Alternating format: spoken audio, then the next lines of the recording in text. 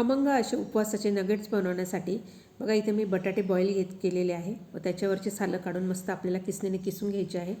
त्यामध्ये आपल्याला हिरव्या मिरच्या बारीक बारीक कट करून घालायचं आहे, मुठभर कोथिंबीर घालायची आहे, जिरं भरपूर घालायचं आहे। त्यानंतर आपल्याला मीठ घालायचं आहे, छान मिश्रण असं मस्त मिक्स करून घ्यायचं आहे। त्यानंतर भाजलेल्या साबुदाण्याची पावडर जी आहे ती घालून घ्यायची आहे, म्हणजे पीठ घालून घ्यायचं आहे।